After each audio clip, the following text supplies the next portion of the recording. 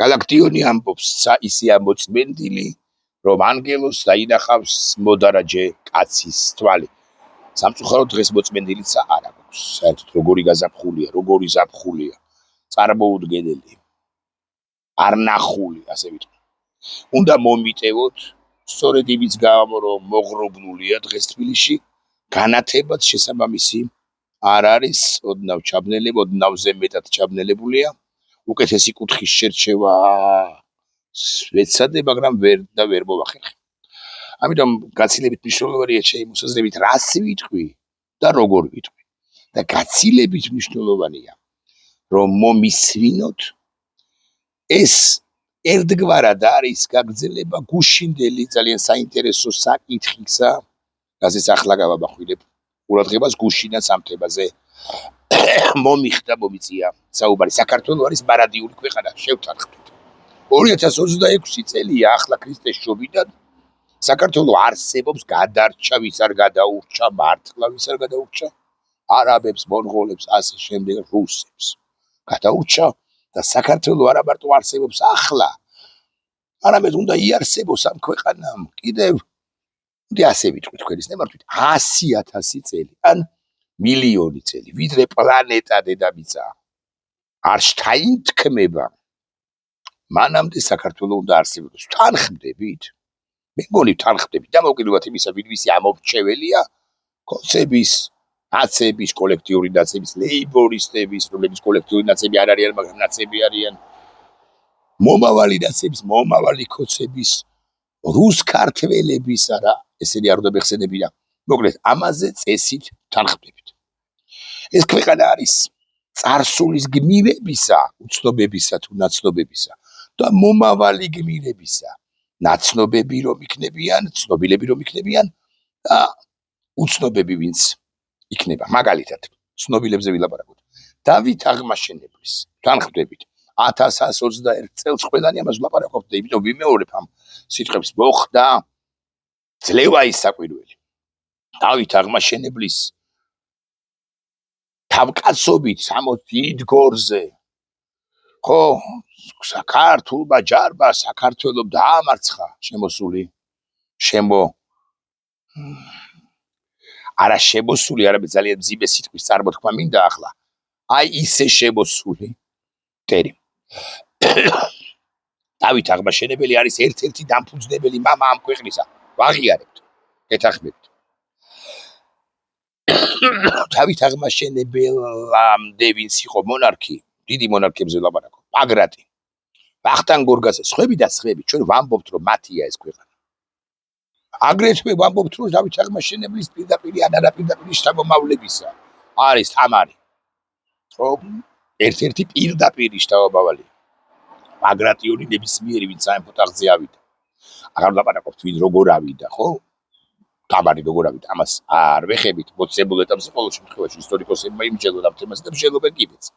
აგრეთვე სულაც არ არის სამეფო გვარის წარმომადგენელი ილია ჭავჭავაძე, მაგალითად, ილია ჭავჭავაძის არის ეს ქვეყანა. ნებისმიერი ჭავჭავაძის მანამდე მყოფის ილიამდე, ალექსანდრე ჭავჭავაძე, ან ნებისმიერი მომავალი, აი ილიას შემდგომ ვინც იყო ჭავჭავაძე, დღესაც არიან ჭავჭავაძე. აგრეთვე თქვენ რა გვარისაც ბზარდებით, აბაშიძე, მაგალითად, კაპანაძე, მაისურაძე, ბერიძე, ფერაძე. თქვენიც არის ეს ქვეყანა. თქვენი შთამომავლების თუ თქვენი წინაპრების. სხვათა შორის დამოუკიდებლად იმისა, უშუალოდ თქვენ რა პოზიციაზე ხართ. ხართ თუ არა მათ შორის საქართველოსთვის საზიანო, ჩემი მოსაზრებითაც და ობიექტურადაც დამაზიანებელ ცუდ პოზიციაზე. გარდა ამისა, ეს ქვეყანა არის, გავბედავ და ვიტყვი, რომ ეს სათქმელია და ადრე თუ გვიან სათქმელია და ხმამაღლა სათქმელია იმ არა ქართულ გვარიანი, მაგრამ ქართველებისა, რომლებიც ამ ქვეყანაში სახლობენ და რომელთა წინაპრებიც ამ ქვეყანაში სახლობდნენ. აზერბაიჯანელი ცნობილი თუ არაცნობილი, უცნობი. აგრეთვე სომეხი, აქ დიდ ეთნიკურ ჯგუფებს ვასახელებ. სომეხი ცნობილი თუ არაცნობილი ქართველებისა. სომეხი ქართველი, აზერბაიჯანელი ქართველი სუსტი ტერმინია, სუსტი დეფინიცია. მაგალითად, მე გავიხსენებ ორს. ცნობილებს ხაზგასმით ვარ. მაგალითად, ჩემი მეგობარი ასეთი მწერალი კაცი, წერა ლიტერატურული თარგმნელი კაცი, რომელიც მუშაობს ლიტერატურულ ტექსტებზე და თარგმნის ვაჟა ფშაველას თარგმნის. ხაზგასმით ვამბობ ამას. ვაჟა ფშაველას შეეჭიდო ზოგადად და მით უფრო შეეჭიდო და თარგმნოდა აზერბაიჯანულად თარგმნო. რა გითხრათ როგორი თარგმანია, მაგრამ ამბობენ რომ ძალიან მაგარი თარგმანია აზერბაიჯანულ ენაზე. ესეთი კაცია ოქთაი ქაზუმოვი, ჩემი მეგობარი.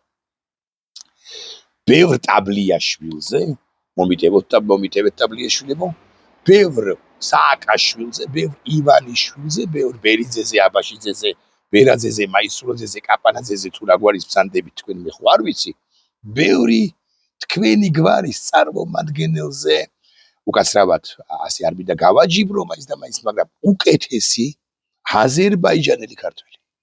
მეორე კაცია სომეხი ქართველი. ბევრი თქვენგანი იცნობს. გიორგი ტუმასიანი, რომელიც ისე ოქთაის არ იყოს, ისე ფლობს ქართულს, ისე მეტყველებს, ისე აზროვნებს, ისე იღბწის ოქთაის არ იყოს საქართველოსთვის, როგორც ვერ ახერხებს ამას ბევრი ქართულგვარიანი ქართველი ეროვნებით ქართველი. შემიძლია დავასახელო ცალკეული პირები, მაგრამ ახლა თქვენის ნებართვით მოვერიდები. არ ჩამოვასახელებ იმ ადამიანებს, რომლებიც საქართველოს ქართულგვარიანები კი არიან, მაგრამ საქართველოსთვის არ არიან. გიორგის, ოქთაის, სხვათა და სხვათა უცნობების მათ შორის, რომლებიც ამასაც ვიტყვი, შეიძლება ქართულ ენას არ ფლობენ, არის ძალიან ბევრი მოქალაქე ჩვენს ქვეყანაში და ეს რისი ბრალია და რა არის ამის მიზეზი, ამაზე არ ვილაპარაკ, კომუნისტების ბრალია პირველ ყოვლისა, ბოლშევიკებისა და კომუნისტების. მაგრამ იმის ბრალიც არის, რომ ვერადავერ გაიმართა განათლების სისტემა. ჩვენ სინამდვილეში მათ შორის ეთნიკური უმცირესობები უკვე აღარ მიყვარს ამ ტერმინის წარმოთქვა ხოლმე, მაგრამ მათთვის იმ რეგიონებში, სადაც ისინი კომპაქტურად სახლობენ, ანუ ქვემო ქართლში და სამცხე ჯავახეთში, ახალ ქალაქსა თუ არდეულში, ვიტყვი ასე თუ მაინც და მაინც კონკრეტული დასახლებული სივრცეები, რეგიონები, ქალაქები არის დასასახელებელი და აღსანიშნავი.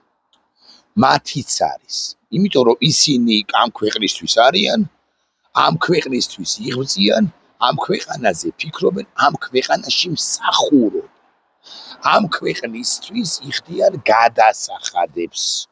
ავსებენ დეკლარაციას. ახლა მე დავსვამ კითხვას და მივდივარ ნელა მივდივარ ძირითად სათქმელამდე.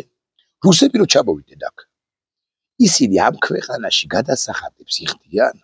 მე გეტყვით რომ უმრავლესობა სულაც არა, ისე რეგისტრირდება და მერე უქმდება ფირმები, კომპანიები, რაღაც ორგანიზაციები, რომ გადასახადის გადახდის მომენტისათვის მათი უმრავლესობა ორგანიზაციებისა უბრალოდ გაუქმებულია, ოღონდ დამფუძნებლებს, ოუნერებს სხვა ორგანიზაცია აქვთ შექმნილი. მაგალითად, დავასახელ რუსული სიტყვა, მოვიფიქროთ, აი ახლა სახელდახელოდ მოვიფიქრებ. მაგალითად, ორგანიზაცია პირველი, ასე ერქვა მაგალითად, ორგანიზაცია ლისტოკ ფოტოლი დაფუძნებს ამას რომელიმე რუსი ბრუნვა აქვს რაღაცა გადახდის მომენტისთვის ლიკვიდაციას მოახდენს ამ ორგანიზაციისა და შექმნის უკვე დააფუძნებს მეორე ორგანიზაციას ლისტოკ 2, მერე მესამეს ლისტოკ 3 და ასე შემდეგ და შესაძლოა საუკეთესო სახელი ვერც მოვიფიქრე, მაგრამ კარგად ხომ ავხსენი. აღარ ვლაპარაკობ იმაზე, რომ რუსეთის მოქალაქეები, რომლებიც საქართველოში ჭყალებში, დროებით და ვინც ის და სამუდამოდ დასახლდნენ, ისინი ყიდულობენ უძრავ ქონებას და აი ბაზარზე რაც კი უძრავი ქონებაა და ყველა ვიცით რომ უამრავია ამ უძრავი ქონების ბაზარზე არსებულის 50% სწორედ ის მოქალაქეები ყიდულობენ საქართველოში არსებულ უძრავ ქონებაზე ლაპარაკი და შენებარე კორპუსებზე ან ახლა დაშენებულ კორპუსებზე, რომლებიც არიან რუსეთის მოქალაქეები, ანუ რუსეთის მოქალაქეები, რომლებიც რუსეთისთვის არიან, კი ამბობენ რომ მათი უმრავლესობა რომ ჩვენ გამოვეკეცით საშინელ ვიცნობ ამგვარად, ჩვენ მეზობლები არიან. ჩვენ გამოვეკეცით რუსეთის პუტინის საშინელ რეჟიმს და ასე შემდეგ და ასე შემდეგ. ერთ წამს დაგუჯეროთ. გამოექცდე, თუნდაც კარგები არ, თუნდაც არ არიან რუსეთის აგენტურის წარმომადგენელი FSB-ს მიერ შემოგზავნილები ამ ქვეყანაში, მაგრამ არიან თუ არა ისინი საქართველოსთვის და მე გავბედავ და ვიტყვი რომ არ არიან. არადა, მათი რაოდენობა ჯამი მოცემულ ეტაპზე არის 70, 80 და ვინც ის და 100,000-იც. 40 უხეშად 50,000 მამაკაცი ახალგაზრდა ჯანმრთელობაზე 50,000 ქალბატონი ლამაზები არაჩვეულებრივი კარგად შემოსილები ბრენდული ტანსაცმლით და უმრავლეს შემთხვევაში კომპიუტერებში თუ ტელეფონებში თითებს რო აწკაპუნებენ და ტიკტოკერობენ, IT-შნიკობენ, რაღაც ფილმებში არიან დასაქმებულები და ის ფილმებიც გადასახადებს ეგრა მაგის პასუხია. ან ეს ადამიანები ვის უხდიან ჩვენს ბიუჯეტში ხდიან ცოტაზე მეტად გავბედავ და ვიტყვი ნეპარება ბიჭო. ხო კარგად ახსენით. ეხლა მაქვს მეორე კითხვა თუ მესამე თუ მეოთხე. აი მაგალითად რომელიმე ოლეგის ან ვალოდიას შვილი, ეს ოლეგი არის თქვა 42 წლის. მისი შვილი, მან შვილი ჩამოიყვანა, მის შვილი არის 16 წლის. ახლა მოცემული და 2 წელიწადში უწევს გაწმევა, ჯარში წასვლა. ცხადია, რაღაცი არ არის საქართველოს მოქალაქე, მას ჯარში ვერავინ ვერ გაიწვევს, ანუ ვერ იმსახურებს საქართველოს შეიარაღებულ ძალებში ოლეგ პეტროვი, ოლეგ ივანოვი, ოლეგ სიდოროვი, ასე მაგალითად და მისი ახალგაზრდა შვილი ახლა 16 წლისა და 2 წელიწადში 18 წლის რო შეიქნება. არ არის რა საქართველოს მოქალაქე, მას ვერავინ ვერ გაიწვევს, თუმცა ბოლო 2 წელიწადია ცხოვრობს, გადავა წელიწადში ერთხელ ვლადიკავკაზში, გადმოხობს, ბრუნდება, აქ უზრავ ქონებას ფლობს და ვაკეში არსებულ ხუთოთახიან ბინაში ლოჯით შევა. მეუღლეც ყავს ოლეგს და მის შვილს არ ვიცი რა ქვია რა მნიშვნელობა. არ იმსახურებს. არც რუსეთის შეიარაღებულ ძალებში არ მიდის, ეს რო არ გამომივიდეს, ბარემ აქვე ვიტყვი ღიად. როგორ გადავა შვილი უმცროსი პეტროვია თუ ივანოვი თუ სიდოროვი ვლადიკავკაზში ვერ გეტყვით სიმართლე გითხრათ, შეიძლება გადავიდეს. კარგი. ეხლა მაქვს კითხვა. რომ გახდეს საქართველოს მოქალაქე და ბევრი მათგანი ცდილობს ჩალიჩობს საქართველოს მოქალაქეობას, ჩამოსული რუსები. რომ გახდეს მისი შვილი გაწეული იქნება? კი, მე გეტყვით რომ არა. საქართველოს შეიარაღებულ ძალებში მათ არ დაპატიჟებენ, კი არა არ მიიწვევენ, რომც მიიწვიონ ისინი თავს დააღწევენ საქართველოს შეიარაღებული ძალები. ანუ გადასახადს არ იხდის უმრავლეს შემთხვევაში აქ გამონაკლისებზე ხომ ვსაუბრობთ, აქ უმრავლეს შემთხვევაში როგორც ხდება იმაზე ვსაუბრობთ და საქართველოს შეიარაღებულ ძალებში საქართველოს მოქალაქე რომც იყოს გაწვეული არ იქნება. უბრალოდ თავს დააღწევს.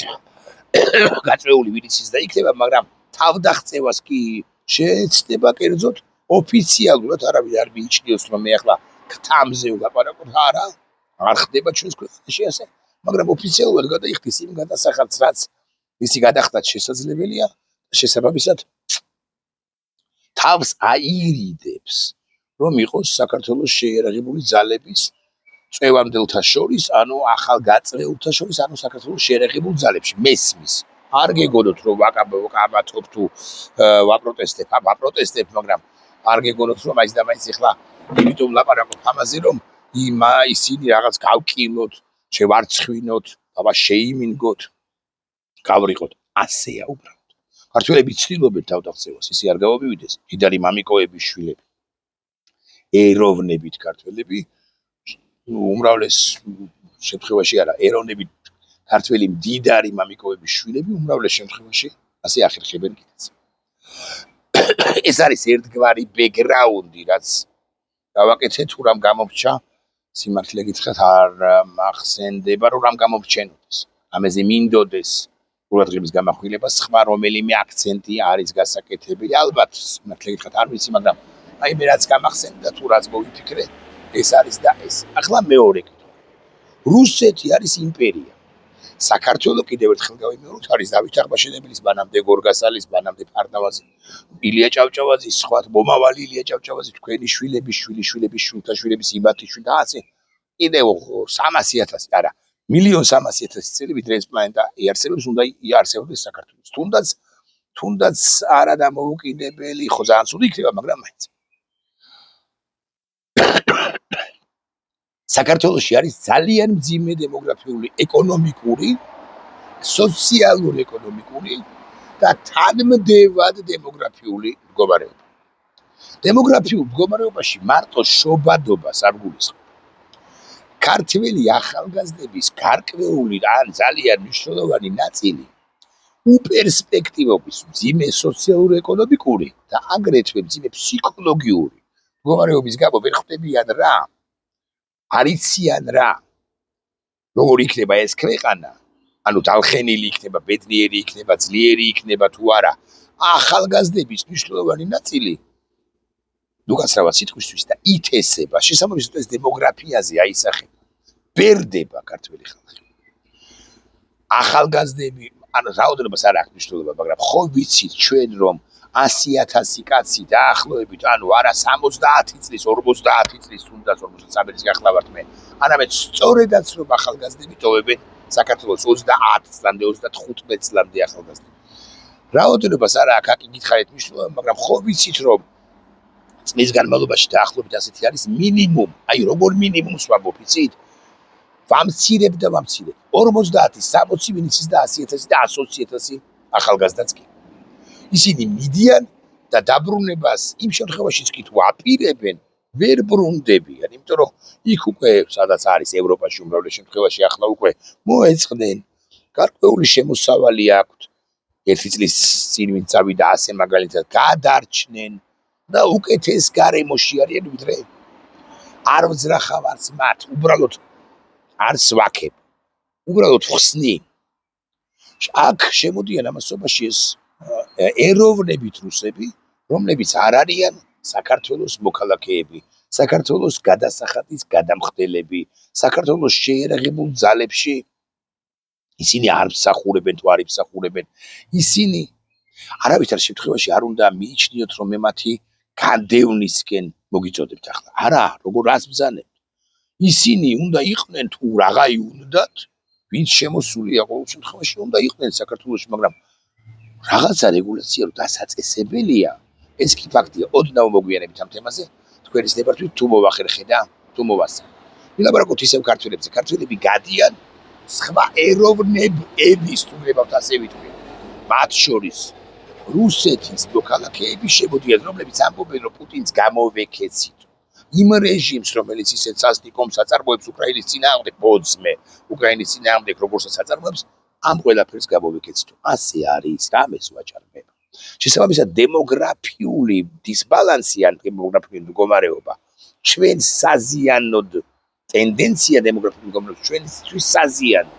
ჩვენ მცირდებით, შობადობაც დაკლებულია, ერთ გარდაცვლილზე 0.8 დაბადებული, ანუ 10-ზე 8 დაბადებული მოდის 10 გარდაცვლილზე. გარდა ამისა ქვეყანას ტოვებენ საქართველოს მოქალაქეები, ქართველები, სომეხი ქართველები, აზერბაიჯანელი ქართველები, სხვები და ცარიელდებაო, იტალიური სოფლები როა დაცარიელებული, ევროდრომ გთავაზობენ, ნამდვილად თუ ვითომ სახლს 60,000 евро უნდა ჩადო, ისია დაცარიელებული არა მარტო სოფელი ჩვენთან, არამედ მთლიანად ქვეყანაც. ამომრჩეველი და მომავალი ამომრჩეველი გადის. მაგრამ მომავალი ამომრჩეველი სულაც არ შემოდის. უმრავლეს შემთხვევაში რუსეთის მოქალაქეების სახით. კიდევ რა ვთქვათ? კიდევ ის ვთქვათ, რომ ეს არის ძალიან ცუდი ამბავი. კიდევ ის ვთქვათ, რომ სოციალურ-ეკონომიკური მდგომარეობა ჩვენზე უმძიმესად უკვე ასახულია და მომავალში კიდევ უფრო მძიმე იქნება აღსაქმელადაც ეს. ამომრჩეველთა რაოდენობა მცირდება და ასე შემდეგ. ეხლა ერთს ყველაფერი ერთად მოუყარეთ ამ ყველაფერს თავი და ახლა ვილაპარაკოთ რუსეთის პოლიტიკაზე. ოფიციალურ დოკუმენტებში, ანუ იქ კი არა რომელიმე დუმის რომელიმე დეპუტატმა რაღაცა წამოროშა, არა.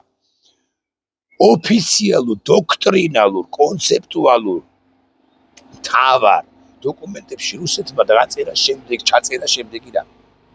ჩვენო ყველას დავიცავთო, ვინც რუსია და საზღვრებს გარეთ ცხოვრობს. ეხლა ნიუ-იორკში ვერ დაიცავენ, რაც უნდა შეილახოს მათი უფლებები. კალიფორნიაში, ლონდონში, არიან რუსები. ჩინეთში არიან რუსები. ვერ დაიცავენ იქ. აქ ლაპარაკია იმ ქვეყნებზე, რუსეთის სიახლოვეს ბლიჟნიე ზარუბეჟის, რასაც ეძახიან ახლოს საზღვარგარეთში, სადაც კი თათი მისწვდებათ. მაგალითად ლატვიაში. თუმცა იქ ძალიან კაცრად ეპყრობიან რუსულენოვან სახელმწიფო ენას ლატვიურს, ვინც არ ფლობს მათ, ვინცაც ეჭვი აქვთ, რომ ისინი რუსეთის აგენტურა ან გამოსაყენებელი სასარგებლო იდიოტები იქნებიან. მასა იქნება. ასე ვიტყვი. ლატვია, ლიეტვა, ესტონეთი, პოლონეთი, სადაც რუსებმა ოხროდის ჯერ კიდე ან ახლახან შექმნეს გარკვეული ოფშინები, დიასპორები, თუ გეუბნებით ასე ვიტყვი. თავიანთი კულტურული სივრცეები, რაღაცა ერთობები, გაერთიანებები, დიასპორები, ემიგრაციული რაღაც გაერთიანებები. ჩვენ რომ მათაც დავიცავთ, სხვათა შორის ეს ძალიან მნიშვნელოვანი დეტალია. არა მხოლოდ მათ, ვინც რუსეთის დღევანდელი ხელისუფლების მომხრეა, პუტინის, არამედ მათაც დავიცავთ, ვინც მოწინააღმდეგეა, მაგრამ რუსულად კი ლაპარაკობს და მათი უფლებები ირღვევაო. საოცარი ამბავია. აი, მაგალითად, ბრიტანელებმა რო თქვან, რომ სადაც ბრიტანელების უფლება ირღვევა, იქ ჩვენ შევიჭრებით და ძალისმიერი გზით დავიცავთ. არა, ბრიტანეთი იმპერია იყოგან არა. და თეორია ზოგი თქვენგანი ფიქრობს ახლაც რომ დღესაც იმპერია ჩავთვალოთ რომ ასეა. მაგრამ ბრიტანეთმა რო თქვას რომ მე შევიჭრები და დავიცავ. ეს ხო არის გასული საუკუნის 80-იანი წლები. აი მაგალითად მარგარეტ ტეტჩერი, ფოლკლენდის კუნძულები, კამათი, ვისია, არგენტინის თუ ბრიტანეთის და ასე შემდეგ და ასე დიდი ამბები. ეს არის 2026 წელი და 26 წელს იტყვის კი ამას ბრიტანეთის მთავრობა ან ბრიტანეთის საკონსტიტუციო მონარქია? გასაკვირველი არა. ასე ღიად ვერ განაცხადებენ ამას და არც განაცხადებენ. აი რუსები კი აცხადებენ. რუსები ამბობენ 22 წუთი გავიდა აბასობაში, რომ ჩვენო შევიჭრებითო და რუსულენოვან მოქალაქეებს მისი უფლებებიც ირღვევაო. დავიცავთ, ახლა კითხვა მაქვს. რას ნიშნავს უფლებების დარღვევა? ან თუნდაც სხვაგვარი ინტერპრეტაციით დავსვათ ეს კითხვა, რას ნიშნავს უფლებების დარღვევა რუსების წარმოდგენით. აი მაგალითად უკრაინაში რუსულენოვანი მოქალაქეების უფლებები ირღვეოდა, მე გეტყვით რომ არა. ანუ არანაირი საფუძველი არ არსებობდა. რეალურად რუსულენოვანი მოქალაქეების უფლებებს არ ღვევდნენ, სწორედაც რომ რუსები ოღონდ ამ ყველაფერს აბრალებდნენ უკრაინელებს და შექმნეს ერთგვარი საინფორმაციო სათავისო, საინფორმაციო ველი სივრცე და თქვეს რომ რაღაცა უკრაინელები რეალურად კი უკრაინელები ამას არ აკეთებდნენ. უკრაინელები არ ღვევენ ჩვენი მოქალაქეების უფლებებს, ჩვენ მათ ვიცავთ. პასპორტიზაცია აფხაზეთთან მიმართებაში. 2008 წლის ომამდე რუსებმა დაიწყეს საკუთარი პასპორტების დარიგება აფხაზებისათვის. მე თქვენს რომ ესენი ჩვენი მოქალაქეები არიან და ამიტომ უნდა დავიცვათ ეს მოქალაქეები იმხანად. ცხინვალის რეგიონისკენ კი არ ვარაუდობდნენ რომ ცხინვალის რეგიონში დაიწყებოდა სამხრეთ ოსეთში. საუბარი მოქმედებები არამედ პირველ ყოვლისა ფიქრობდნენ რომ აფხაზეთში დაიწყებოდა და ეს უნდა გამოეყენებინათ რუსებს რომ აგე აფხაზებს, მაგრამ რუსულენოვანებს და რუსულ პასპორტიანებს დაეცხა თავს ოფიციალური თბილისი, ამიტომაც ჩვენ ვიცავთ მათ რეალურად აფხაზეთის ოკუპაციას და ცხინვალის რეგიონის ოკუპაციას მოხდა მათი ოკუპაციას აფხაზებისა და ოსებისა, მაგრამ ეს უნდა ყოფილიყო და აღმოჩნდა კიდეც საბოლოო ჯამში ერთგვარი ბრჭყალებში საფუძველი, სოფისტური დემაგოგიური საფუძველი რუსეთის შემოჭრისა, არაპროპორციულისა და უსამართლოსი. ახლა მე სხვაგვარად დავსვამ კითხვას. კიდევ ერთხელ ვიკითხავ, დონბასში განა რუსებს იცავდნენ, ან რუსულ ენას იცავდნენ, რუსები არა. უბრალოდ მთელი უკრაინა უნდათ და ეს გამოიყენეს ამ საბაბად. ოღონდ რასაკვირველია კიდევ ერთხელ ვიტყვი, ისიც რაც გამოიყენეს თუ რაც თქვეს, ეს დემაგოგიური საბაბი იყო და ასე. ეხლა გავხსნათ ერთი, აი ყველაფერი თქვი მგონი. და ერთგვარი გამოძახილია, კი გითხარით გუშინ ჩავწერეთ ამ თემაზე ვიდეო ბლოგი, ვაგრძელებ ამ თემას. და მე კარგ გამასობაში, მაგრამ არა უშვებს არა აქ ამას ეხლა პრინციპი მნიშვნელობა, ეხლა ვნახავ. ერთ-ერთმა სააგენტომ გამოაქვეყნა ლავროვის ქართულმა სააგენტომ. და მივაგნო და მივაგნებ აუცილებლად ლავროვის კალანტაროვი როა, აი რუსებს ყავდათ სამი საგარეო საქმეთა მინისტრი ბოლო პერიოდის. პრიმაკოვი, ქართული საქართველოდან ფესვებით, ოღონდ რუსეთის მსახური, ივანოვი, საქართველოდან ფესვებით, ოღონდ რუსეთის მსახური და კალანტაროვი, ლავროვი, ანუ საქართველოდან, მასაც აქვს ქართული ფესვები, საქართველოდან ფესვები უფრო ზუსტი რომ იყო, ოღონდ რასაკვირველია რუსეთის მსახური და ვერადავერ მივაგენი კალანტაროვ ლავროვს, სულ ნიკოლ ფაშინიანზეა და კარგიც არის ეს რასაკვირველია, მიულოცოთ ბარემ კიდევ ერთხელ მიულოცოთ სომეხ ერს, ის რაც მოხდა, სომხეთს ის რაც მოხდა, ლავროვი კიდევ ეკარგა ამასობაში ეგო ხერი კაცი. ხო და ლავროვი ვერ ვიპოვე, პესკოვის კი ვიპოვე და ლავროვი ვერ ვიპოვე.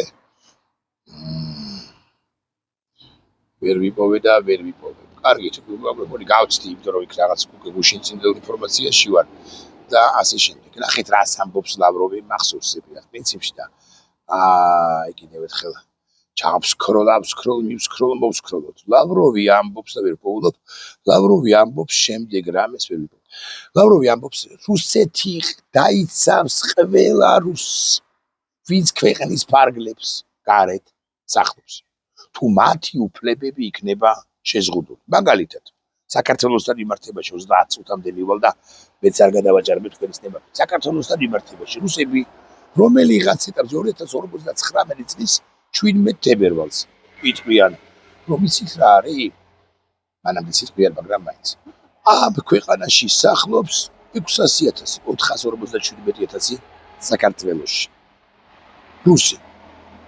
მათი უფლებები ირღვევა, არ არის მათთვის თეატრები, არ არის მათთვის სკოლები, კიდე რა სიტყვია, არ არის მათთვის კულტურული ავტონომიის, არანაირი ნიშან-სვეტის, ნიშან-წყალიც კი. და ნახეთ რამდენი არიან, 9 მილიონი.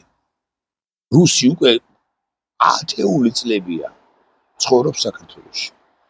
და აქ-იქ ხტებიან ხოლმე ნაციონალისტი ქართველები, ეროვნებით ქართველები. ნაციონალისტები. პრობლემის ეუბნებიან და გაეთრიეთ აქედან. ასეთი ამბები მოხდება საქართველოში ყოველთვის. კარგია ეს თუ ცუდი, ამაზე არ ვლაპარაკობ, ეს დაფიქსირდება, ან თუ არ დაფიქსირდება, შეიძლება იმისთვის, რომ გარკვეულ სადამშრალო რეპრესიულ ქმედებებზე წავიდეს რუსეთი, პროვოცირებას მოაწყობს, ან დადგამ სპექტაკლს, რომ ვითომ და ამგვარად ამ ხდება. 2027 თუ 29 წელია, ანუ წარმოვიდგინეთ კიდე 22-23 წლის თავზე. შემდეგ 10 წლის შემდეგაც მოხდება ეს. 5 წლის შემდეგაც მოხდება. ხდება შევიწროება ამ რუსებმა გადაწყვიტეს აღნიშნონ აი აქ დღეს რო არიან. აღნიშნონ რუსეთის არმიის დღე.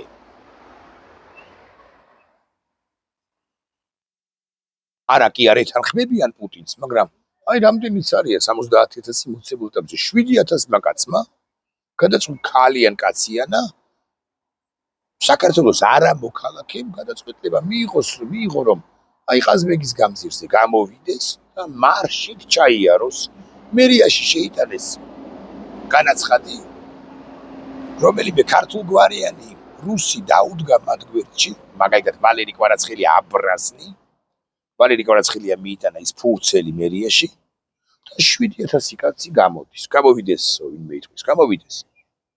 მაგრამ 1200 კაცი, ან 700 კაცი, ან 70,000 კაცი ვაკეს საბურთალოზე გადაეღობა მათ და ეუბნებიან, რომ რუსეთის როგორც ოკუპანტი ქვეყნის არმიის დღეს თქვენ ვერ ჩაატარებთ. და ლავროვი თუ ლავროვის მემკვიდრე თუ რომელიმე გენერალი თუ უშუალოდ პუტინი ან პუტინის მემკვიდრე ან ჯანდაბა მაგათ სულ ყველანი ერთად, რას ფიქრობენ ამ დროს? რას ამბობენ? დაირღვა რუსების უფლებები. ამას იტყვიან და რუსები თავის მხრივ აქ მყოფები 7,000 კაცი კი არა, გაცილებით მეტი ამ აქციაზე წასწავა რუსეთის არმიის, რუსეთის კონსტიტუციის, რუსეთის პრეზიდენტის, რუსეთის დამოუკიდებლობის დღე, რუსეთის დღე. აქ რო რუსებმა აღნიშნონ ამავდროულად თქვა, რომ мы против войны в Украине, ჩვენ წინააღმდეგი ვართ რუსეთის ომისა, პუტინის ომისა უკრაინაში, მაგრამ რუსეთი ჩვენი ქვეყანაა და რატომაც არა მარშით ჩავივლი ახლა მე A-წერტილიდან B-წერტილამდე და ვალერი კვარაცხელიები მომეხმარებიან ამ ყველაფერში. არ იკადრებენ და იმასაც მეტყვით გარისკავთ და მეტყვით რომ ქართველები არ გადაეხობებიან, გადაეხობებიან. სადაც რუსული ენის აღნიშნვის დღის ჩატარება გარისკეს ქართულგვარიერებმა რუსებმა და რუსებმა.